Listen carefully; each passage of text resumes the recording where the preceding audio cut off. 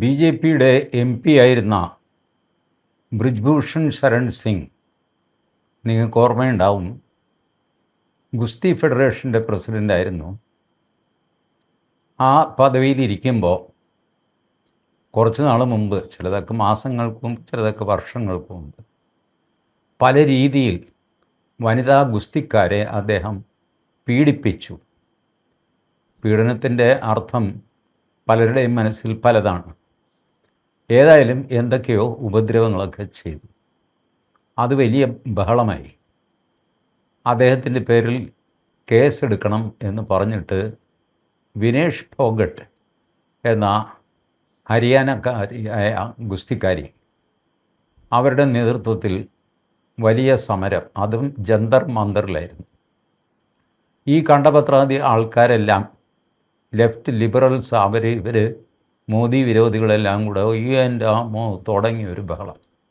മലയാളം ചാനലുകളിലും നിരന്തരമായിട്ട് ബ്രിജ്ഭൂഷൺ ശരൺ സിംഗ് ഇതോടെ മോദിയുടെ കഥ കഴിഞ്ഞു, അങ്ങനെയാണ് ഇങ്ങനെയാണെന്നൊക്കെ പറഞ്ഞ് വാൻ ബഹളമൊക്കെ വെച്ച് ആ മനുഷ്യൻ്റെ പേരിൽ കേസ് കൊടുത്തു. 4-5 പെൺപിള്ളേർ കൂടിയിട്ട് കേസ് കൊടുത്തു. എന്നെ അവിടെ വെച്ച് ഉപദ്രവിച്ചു, ഇവിടെ വെച്ച് ഉപദ്രവിച്ചു, മറ്റിടത്ത് വെച്ച്, മറിച്ചിടത്ത് വെച്ച് എന്നൊക്കെ പറഞ്ഞിട്ട് കേസുമൊക്കെ ഉണ്ടാക്കി കേസെടുത്തു. ബി ജെ പിക്കാർ പരിഭ്രമിച്ചു. ബി ജെ പിക്കാരുടെ ഒരു പ്രത്യേകതയാണ്, ഈ ഇടതുപക്ഷത്ത് നിന്ന് സ്ത്രീവാദികളിലേക്ക് പ്രതിഷേധം വന്നു കഴിഞ്ഞാൽ ബി ജെ പി അങ്ങ് തളർന്നു പോകും. ഇത് ഒരു നരേറ്റീവാണ് എന്ന് മനസ്സിലാക്കാൻ ഇപ്പോഴും ബി ജെ പിക്ക് സാധിച്ചിട്ടില്ല. വലിയ വായ്ത്താരിയും ബഹളവും കേൾക്കുമ്പോൾ ഇവരങ്ങ് പേടിച്ചു പോകും. പേടിച്ചു പോയിട്ട് ബ്രിജ്ഭൂഷൺ ശരൺ സിംഗിനെ വഴിയിൽ ഉപേക്ഷിച്ചു. ഗുസ്തി ഫെഡറേഷൻ്റെ പ്രസിഡൻ്റ് സ്ഥാനത്ത് നിന്ന് രാജിവെപ്പിച്ചു. അടുത്ത തെരഞ്ഞെടുപ്പിൽ സീറ്റ് കൊടുത്തില്ല. ലാസ്റ്റ് മിനിറ്റിൽ ബ്രിജ്ഭൂഷൺ ശരൺ സിംഗിൻ്റെ മകനെ സ്ഥാനാർത്ഥിയാക്കി. ബ്രിജ്ഭൂഷണ് സീറ്റ് കൊടുത്തില്ല. ബ്രിജ്ഭൂഷൺ ശരൺ സിംഗ് അദ്ദേഹത്തിൻ്റെ സ്വാധീനം വെച്ച് ഒരു 40-50 നിയമസഭാ മണ്ഡലങ്ങൾ സ്വാധീനമുള്ള മനുഷ്യനാണ്. ഒരുപാട് യൂണിവേഴ്സിറ്റികൾ, സ്ഥാപനങ്ങളൊക്കെയുണ്ട്. ആയിരക്കണക്കിന് ആളുകൾക്ക് ജോലി കൊടുക്കുന്ന ആളാണ്. പക്ഷേ 10 പെണ്ണുങ്ങൾ കൂടി അപവാദം പറഞ്ഞു കഴിഞ്ഞപ്പോൾ ആ മനുഷ്യനെ വഴിയിൽ ഉപേക്ഷിച്ചു. നിങ്ങൾക്ക് ഓർമ്മയുണ്ടാകും, ഇപ്പോൾ അയോധ്യയിലെ ഭണ്ഡാരത്തിൽ നിന്ന് മോഷണം പോയി എന്നൊക്കെ പറഞ്ഞ കാര്യത്തിൽ ബ്രിജ്ഭൂഷൺ സിംഗിനെ പത്രക്കാർ, ചാനലുകാർ ചോദിച്ചപ്പോൾ അങ്ങേര് പറഞ്ഞു, നമ്മളില്ലേ, ഞാൻ എന്തെങ്കിലും പറഞ്ഞു പിന്നെ അതിനെ ചൊല്ലി എന്നെ ക്രൂശിക്കാനായിട്ട് തുടങ്ങും, ഞാനില്ല എന്ന് പറഞ്ഞു ഒഴിഞ്ഞു ആ മനുഷ്യൻ. അപ്പോൾ ഈ കേസ് ഡൽഹിയിലെ റൗസ് അവന്യൂ കോർട്ടിൽ, മജിസ്ട്രേറ്റ് കോർട്ടാണ്, അവിടെയായിരുന്നു കേസ് നടന്നുകൊണ്ടിരുന്നത്. ഇന്നലെ അതിൻ്റെ വിധി വന്നു. ബ്രിജ്ഭൂഷൺ സിംഗിൻ്റെയും പിന്നെ പ്രതിയായിരുന്ന അദ്ദേഹത്തിൻ്റെ ഒരു അസിസ്റ്റൻ്റ്, 2 പേരെയും ശുദ്ധമേ വെറുതെ വിട്ടു. ഒരാരോപണവും തെളിയിക്കാൻ പ്രോസിക്യൂഷന് സാധിച്ചില്ല. മൊഴികളിൽ വല്ലാത്ത വൈരുദ്ധ്യം. പലരും മൊഴികൾ മാറ്റിയൊക്കെ പറഞ്ഞു. കോടതി നോക്കിക്കഴിഞ്ഞപ്പോൾ ഇവർ പറഞ്ഞ പല ഡേറ്റുകളിലും ബ്രിജ്ഭൂഷൺ സിംഗ് ആ സ്ഥലത്ത് ഉണ്ടായിരുന്നില്ല. ചില ഡേറ്റുകളിലൊക്കെ 2 സ്ഥലത്ത് ബ്രിജ്ഭൂഷൺ സിംഗ് ഉണ്ടായതായിട്ട് കുമ്പിടിയായിട്ട് ബ്രിജ്ഭൂഷൺ കാണപ്പെട്ടു. ഇങ്ങനെയൊക്കെ ആയിട്ട് ഈ സംഭവം അലമ്പായി. കോടതി പറഞ്ഞു, എടുത്തുകൊണ്ട് പോടാൻ നിൻ്റെ ഈ കേസും കുന്തവും ഒക്കെ എന്ന് പറഞ്ഞ് വിധി പറഞ്ഞു. വിധി പറഞ്ഞാലും പിന്നെ കോടതിയെ ചീത്ത പറയില്ല. വിധി ആദ്യം വന്നു കഴിഞ്ഞപ്പോൾ ഞെട്ടിപ്പോയ ഇടതുപക്ഷ മതനിരപേക്ഷ വാദികൾ, അതൊരു പ്രത്യേകതരം വാദമാണ്. അപ്പോൾ ആ വാദം ബാധിച്ചവരൊക്കെ ഞെട്ടിപ്പോയി, എന്ത് ചെയ്യണമെന്ന് അറിഞ്ഞുകൂടാതെ വിഷമിച്ചു. അപ്പോൾ അടിയൻ ലക്ഷ്യപ്പോവും എന്ന് പറഞ്ഞിട്ട് വിനോഷ് ഫോഗട്ട് തന്നെ രംഗത്തിറങ്ങി. അവർ പറഞ്ഞു, ബ്രിജ്ഭൂഷൺ സിംഗ് തൻ്റെ ഗുണ്ടായിസം കൊണ്ട് എല്ലാവരുടെയും മൊഴി മാറ്റിച്ചു.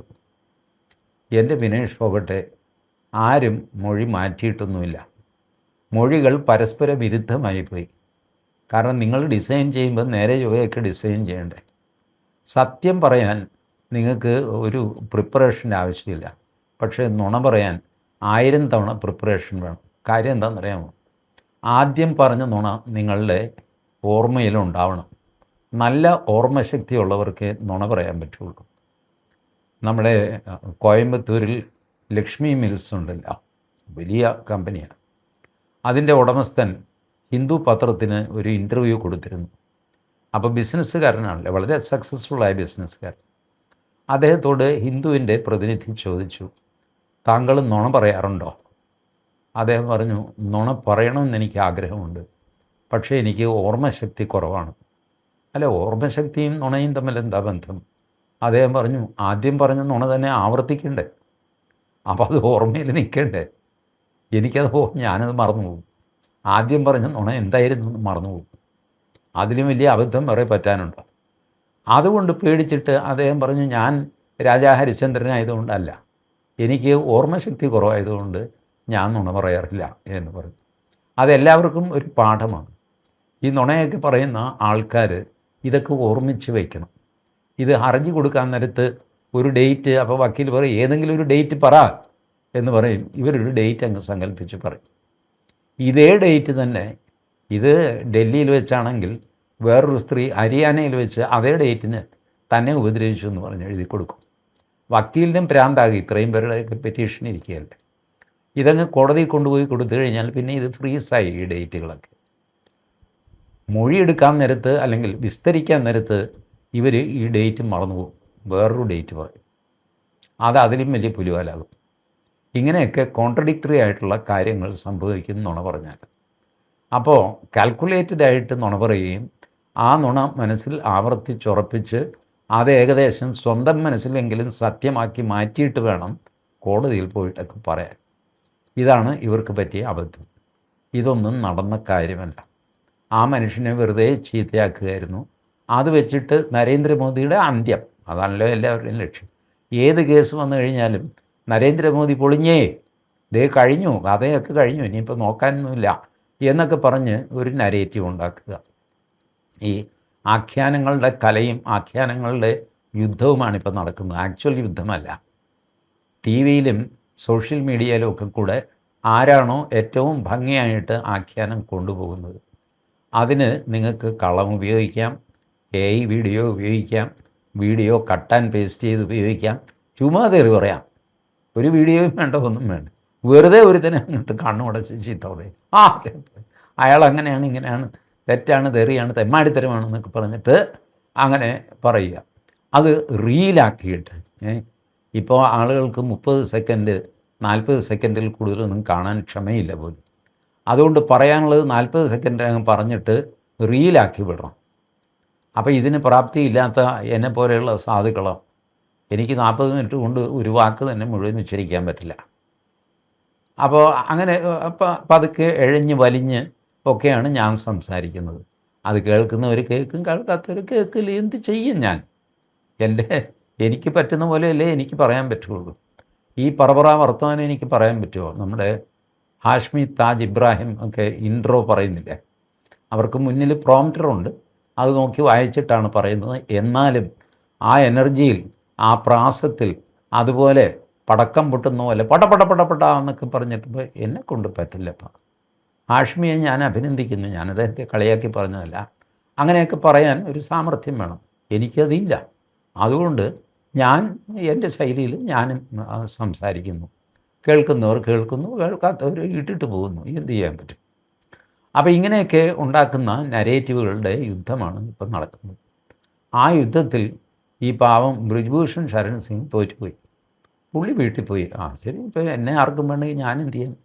അങ്ങേര് വീട്ടിൽ പോയി അങ്ങനെയുള്ള സ്ഥാപനങ്ങളൊക്കെ നടത്തിക്കൊണ്ടിരുന്നു. ഇപ്പോൾ കേസിൽ അദ്ദേഹത്തെ ഹിന്ദിയിൽ പറഞ്ഞാൽ ബാ ഇജ്ജത്ത് ബറി കർദിയ, അദ്ദേഹത്തെ മാന്യമായിട്ട് കുറ്റവിമുക്തനാക്കിയിട്ട് റോസ് അവന്യൂ കോടതി ഇറക്കി വിട്ടു. ഇതാണ് ഇന്നത്തെ പ്രധാന വാർത്ത. അപ്പോൾ ഇത്രയും കാലം ഇദ്ദേഹത്തെ ചീത്ത പറഞ്ഞതോ, ഈ ചീത്ത പറഞ്ഞുകൊണ്ട് വീഡിയോ ചെയ്തുകൊണ്ടിരുന്നവരോ, അജിത് അഞ്ചും അങ്ങനെ കുറേ നേതാക്കന്മാർ, പുണ്യപ്രസൂൻ ബാനർജി, ഇവരൊക്കെ എന്തോ ഒരു ആക്രമണമായിരുന്നു ആ മനുഷ്യൻ്റെ നേർക്ക്.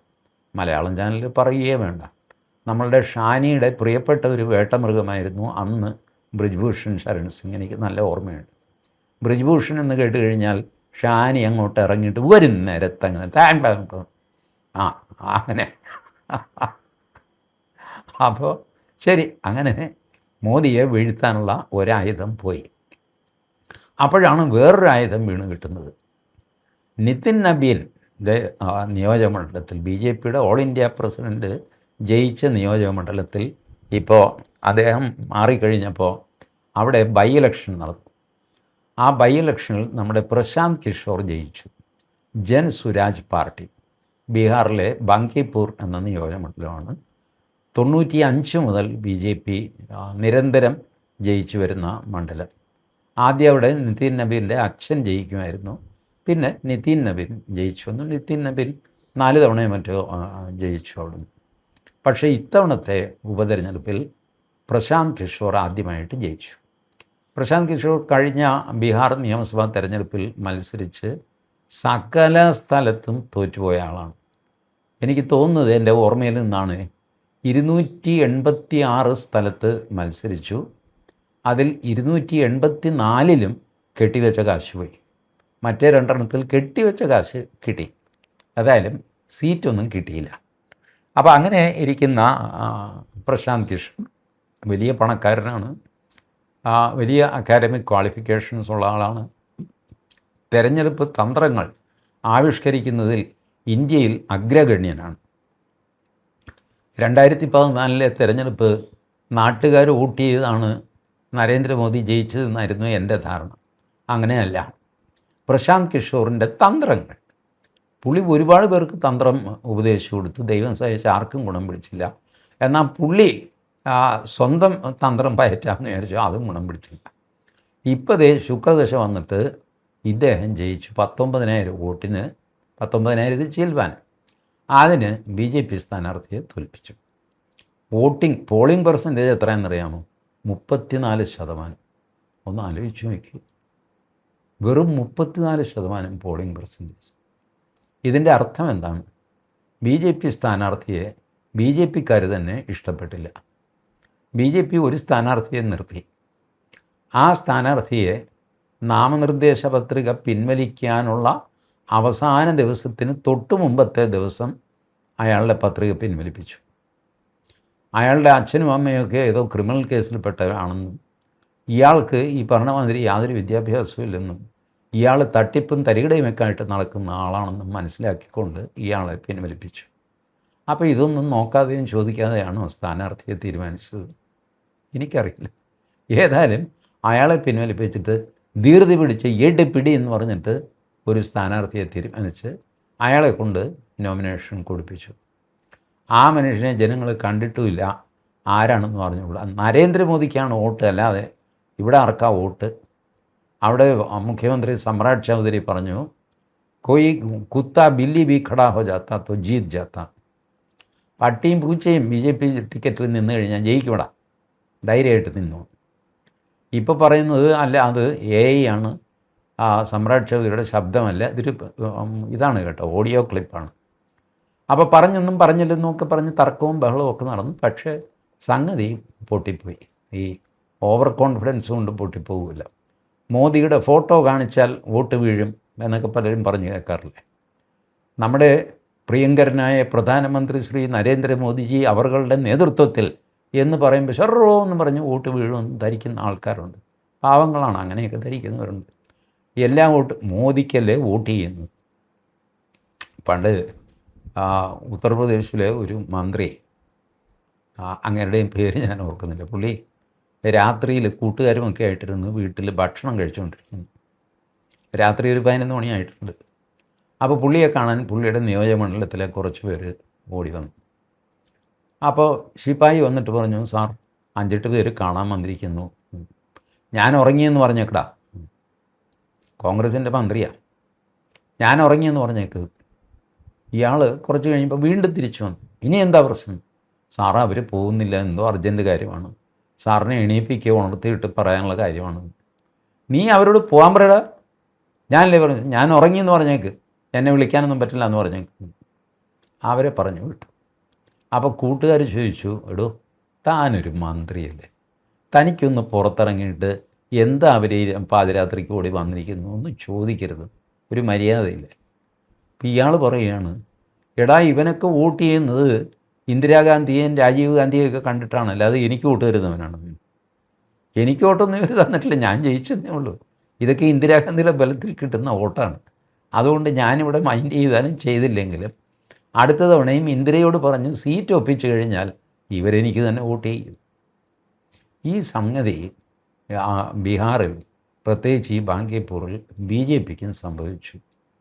നരേന്ദ്രമോദിയുടെ പേര് പറഞ്ഞാൽ മതിയെന്നേ, കുത്ത ബില്ലി കോ ഖടാ കർ ദോ ജീത് ജായേഗ.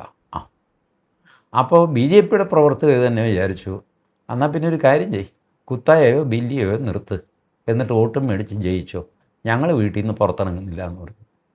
പോളിംഗ് ശതമാനം 34 കുറഞ്ഞു. പോളിംഗ് ബൂത്തിൽ പോയ BJPക്കാരും ഈ പ്രശാന്ത് കിഷോറിന് വോട്ട് ചെയ്തു എന്ന് പറയപ്പെടുന്നു. സത്യാവസ്ഥ എനിക്കറിയില്ല. ഇതൊക്കെ ഈ അഹങ്കാരം കയറിക്കഴിഞ്ഞാൽ എനിക്കെന്തും കരഗതമാകും എന്നൊക്കെയുള്ള തോന്നൽ വന്നു കഴിഞ്ഞാൽ ജനങ്ങൾ ശിക്ഷിക്കും. ചിലപ്പോൾ നേരത്തെ ശിക്ഷിക്കും, ചിലപ്പോൾ ഇച്ചിരി താമസിച്ച് ശിക്ഷിക്കും. ഇതുകൊണ്ട് ബീഹാറിൽ ഇത് സംഭവിച്ചു, അടുത്തത് ഉത്തർപ്രദേശാണ്, യോഗിയുടെ അടിപതറിപ്പോവും എന്നൊക്കെ പറഞ്ഞ് ഒരു ചുക്കുമില്ല. ഒന്നും സംഭവിക്കാൻ പോകുന്നില്ല. യോഗിയെ ഇതൊന്നും സ്പർശിക്കില്ല. ഒരു ഉപതെരഞ്ഞെടുപ്പിൽ തോറ്റു എന്ന് പറഞ്ഞിട്ട് എന്ത് ആകാശിടിഞ്ഞു വീഴാൻ? ഒന്നും സംഭവിക്കാനില്ല. BJPക്ക് ഒരു ചുക്കും സംഭവിക്കില്ല. പക്ഷേ BJP നേതൃത്വം ഇതിൽ നിന്ന് ഫീഡ്ബാക്ക് എടുക്കേണ്ടതാണ്. പ്രത്യേകിച്ച് പ്രധാനമന്ത്രി, ഇപ്പോൾ പ്രധാനമന്ത്രി ജൻസിയോട് സംസാരിക്കാനായിട്ട് മിത്രോ, പ്യാരെ ദേശവാസിയോ എന്നൊക്കെയുള്ളത് മാറ്റിയിട്ട് ഫ്രണ്ട്സ് എന്നൊക്കെ പറഞ്ഞില്ലേ. ഇതൊക്കെ മാറാൻ തയ്യാറുള്ള ഒരു പാർട്ടിയുടെയും പ്രധാനമന്ത്രിയുടെയും ലക്ഷണങ്ങളാണ്.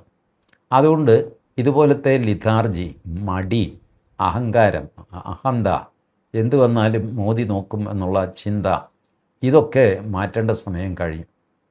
2024 തെരഞ്ഞെടുപ്പ് കഴിഞ്ഞിട്ടുള്ള പാർലമെൻ്ററി പാർട്ടി സമ്മേളനത്തിൽ നരേന്ദ്രമോദി തന്നെ ഇത് പറഞ്ഞതാണ്. ഒരു കാര്യം ഞാൻ നിങ്ങളോട് പറയാം, എന്നെ കാണിച്ച് എല്ലാ കാലവും വോട്ട് വാങ്ങാം എന്ന് വിചാരിക്കരുത്. ഓരോ തവണ നിങ്ങൾ വോട്ട് വാങ്ങുന്തോറും വോട്ട് ശേഖരിക്കാനുള്ള എൻ്റെ കഴിവ് കുറഞ്ഞു വരും. ഈ പശ വോട്ട് ഒട്ടിപ്പിടിക്കുന്ന പശയുണ്ടല്ലോ, ആ പശ തീർന്നു പോകും. പിന്നെ അവിടെ വോട്ട് ഒട്ടിപ്പിടിക്കുകയില്ല. ഇത് മോദിക്ക് നന്നായിട്ടറിയാം. മോദി എല്ലാവരോടുമായിട്ട് പറഞ്ഞു, ഇതിങ്ങനെ സിംഗിൾ കാർഡ് കളിക്കല്ലേ മക്കളെ എന്ന് പറഞ്ഞു. എന്നാലും അതിപ്പം ഒരു സീറ്റ് ചേട്ടൻ തന്നാൽ മതി, ബാക്കി കാര്യം ഞാൻ കേട്ടു. ചേട്ടൻ്റെ ഫോട്ടോ, ഒരു തലപ്പാവും തൊപ്പിയൊക്കെ വെച്ച നല്ലൊരു ഉഗ്രൻ ഫോട്ടോ ഫ്ലക്സ് അടിച്ച് വെച്ച് കഴിഞ്ഞാൽ വോട്ട് ഷർറെന്നങ്ങ് പെട്ടിയിൽ വീഴും. സത്യമാണ്, കുറേയധികം അങ്ങനെ വീണിട്ടുമുണ്ട്.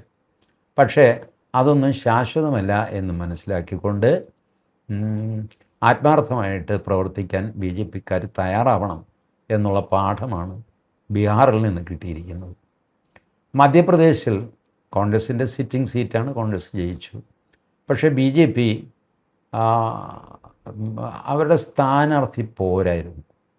നല്ല സ്ഥാനാർത്ഥിയെ നിർത്തിയിരുന്നെങ്കിൽ അവിടെ BJPക്ക് ജയിക്കാൻ പറ്റുമായിരുന്നു. പോട്ടെ, പോയ ബുദ്ധി ആനം പിടിച്ചാൽ കിട്ടില്ലല്ലോ. ഗുജറാത്തിൽ മാത്രമാണ് BJP പ്രതീക്ഷിച്ച വിജയം നേടി. അങ്ങനെ 3 ഉപതെരഞ്ഞെടുപ്പിൽ ഒരു സ്ഥലത്ത് BJP ജയിച്ചു, ഒരു സ്ഥലത്ത് കോൺഗ്രസ് ജയിച്ചു, ഒരു സ്ഥലത്ത് ചരിത്രത്തിൽ ആദ്യമായിട്ട് പ്രശാന്ത് കിഷോർ ജനസുരാജ് പാർട്ടി ജയിച്ചു. ഏതായാലും ഇതിനകത്ത് ജയിച്ച വേറൊരു യന്ത്രം കൂടെയുണ്ട്. അതാണ് നമ്മളുടെ വോട്ടിംഗ് യന്ത്രം, ഇലക്ട്രോണിക് വോട്ടിംഗ് യന്ത്രം. അതിൻ്റെ വിശ്വാസ്യത വർദ്ധിച്ചു. ഈ പറയുന്ന പോലെ ഒരു കൃത്രിമവും ഇലക്ട്രോണിക് വോട്ടിംഗ് മെഷീനിൽ നടക്കില്ല. ഇലക്ട്രോണിക്സ് ആണെങ്കിൽ നടക്കുന്ന കൃത്രിമം നിങ്ങളെ ഞാൻ കാലാകാലങ്ങളായിട്ട് അറിയിക്കാറുണ്ട്. ഫേസ്ബുക്ക് കളിക്കുന്ന കളി, വാട്സാപ്പ് കളിക്കുന്ന കളി, യൂട്യൂബ് കളിക്കുന്ന കളി, ഇതൊക്കെ ഞാൻ നിങ്ങളോട് പറയാറുണ്ട്. എന്തുകൊണ്ടാണ് EVM വന്നു കഴിയുമ്പോൾ ഞാൻ തിരിച്ചു പറയുന്നത്? EVM ഒരു സ്റ്റാൻഡ് അലോൺ മെഷീനാണ്. അത് ഇൻ്റർനെറ്റുമായിട്ട് കണക്റ്റഡ് അല്ല. അതുകൊണ്ട് അത് മാനിപ്പുലേറ്റ് ചെയ്യാനും സാധ്യമല്ല. ബാക്കി സാധനങ്ങളൊക്കെ ഇൻ്റർനെറ്റുമായിട്ട് കണക്റ്റഡാണ്. എല്ലാം ഞാൻ നിങ്ങളോട് കുഴപ്പമുണ്ടാവാൻ സാധ്യതയുണ്ടെന്ന് പറയുന്ന സാധനങ്ങളൊക്കെ നിങ്ങൾ നോക്കിക്കോ, ഇൻ്റർനെറ്റുമായിട്ട് കണക്റ്റഡാണ്. ഇൻ്റർനെറ്റുമായിട്ട് കണക്ഷൻ ഇല്ലേ, അതിന് പുറത്തുനിന്ന് ആർക്കും ഒന്നും ചെയ്യാൻ പറ്റില്ല. അതിൻ്റെ അകത്തെ കേടുകൊണ്ട് ചിലപ്പോൾ കേടായിപ്പോയെന്ന് വരും. അത് ഓരോ EVMും ഓരോ തിരഞ്ഞെടുപ്പിന് മുമ്പ് ട്രയൽ റണ്ണൊക്കെ എടുത്തിട്ടൊക്കെയാണ് EVM ഉപയോഗിക്കുന്നത്. അതുകൊണ്ട് EVM റിലയബിളാണ് എന്നുള്ളത് സാമാന്യ ബുദ്ധിക്ക് മനസ്സിലാക്കുക. മറ്റ് ആപ്ലിക്കേഷൻസ് പോലെ അല്ലെങ്കിൽ ഇൻ്റർനെറ്റിൽ നടക്കുന്ന കളിയൊന്നും EVMനെ ബാധിക്കുകയില്ല. അതുകൊണ്ട് ദയവ് ചെയ്ത് ഈ ബാലറ്റ് പേപ്പർ വേണം എന്നൊക്കെ പറഞ്ഞ് നടക്കുന്ന ആളുകൾ ഇനിയെങ്കിലും അവരുടെ ആ മുദ്രാവാക്യം അവസാനിപ്പിച്ചാൽ അവരുടെ തൊണ്ടയ്ക്ക് നല്ലത്. അല്ലെങ്കിൽ വെറുതെ കൂവി വിളിക്കും എന്നുള്ളതല്ലാതെ പ്രയോജനമൊന്നും ഉണ്ടാകുകയില്ല. Thank you.